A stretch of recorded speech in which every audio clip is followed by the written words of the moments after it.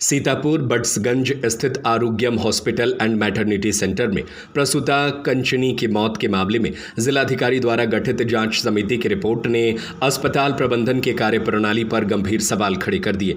समिति ने अपनी जांच रिपोर्ट जिलाधिकारी को सौंप दी है, जिसमें अस्पताल स्तर पर कई महत्वपूर्ण चूकें और चिकित्सकीय लापरवाही सामने आई है। रिपोर्ट के बाद संबंधित अस्पताल के विरुद्ध प्रशासनिक कार्रवाई की संभावना तेज हो गई है। जांच समिति के निष्कर्षों के अनुसार मृतका कंचनी गर्भावस्था के दौरान गंभीर एनीमिया से पीड़ित थी।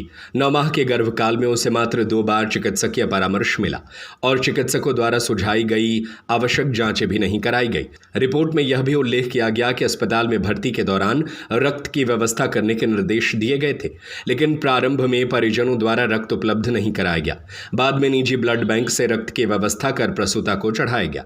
समिति की रिपोर्ट में कहा गया कि आशा कार्यकर्ता लक्ष्मी देवी द्वारा परिजनों को समझाकर प्रसूता को निजी अस्पताल ले जाया गया। अस्पताल में परीक्षण के दौरान शरीर में पर्याप्त मात्रा में रक्त की कमी पाए जाने के बावजूद चिकित्सकों ने सीजर ऑपरेशन करने का निर्णय लिया। जांच समिति ने इसे अत्यंत जोखिमपूर्ण और गंभीर चिकित्सकीय निर्णय माना। रिपोर्ट के अनुसार ऑपरेशन के बाद प्रसूता का रक्तचाप काफी बढ़ गया था, लेकिन उसे आवश्यक एंटी हाइपरटेंसिव दवाएं नहीं दी गई।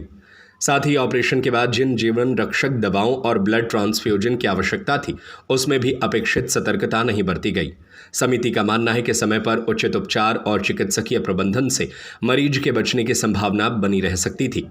जांच समिति ने अपने निष्कर्ष में स्पष्ट किया कि गर्भावस्था के दौरान समुचित उपचार न मिलने से प्रसूता की स्थिति पहले से गंभीर थी, लेकिन निजी अस्पताल में पर्याप्त रक्त की कमी को नजरअंदाज करते हुए ऑपरेशन किया जाना चिकित्सकीय मानकों के अनुरूप नहीं था और इसे लापरवाही की श्रेणी में माना जा सकता है। रिपोर्ट में यह भी उल्लेख है कि पोस्टमार्टम रिपोर्ट में मृत्यु का कारण सेप्टिसीमिया बताया गया है। जांच समिति का मानना है कि उपचार के दौरान बरती गई लापरवाही और चिकित्सकीय प्रबंधन में कमी इस दुखद घटना के प्रमुख कारणों में शामिल हो सकती है। गौरतलब है कि जिलाधिकारी द्वारा गठित जांच समिति में जिला महिला चिकित्सालय के स्त्री रोग विशेषज्ञ डॉक्टर चित्रा सोनकर, उप मुख्य चिकित्सा अधिकारी डॉक्टर मनोज कुमार देशमणि तथा उप जिलाधिकारी शामिल थे। समिति की रिपोर्ट प्रशासन को सौंपे जाने के बाद अब सभी की निगाहें जिला प्रशासन की आगामी कार्रवाई पर टिकी है।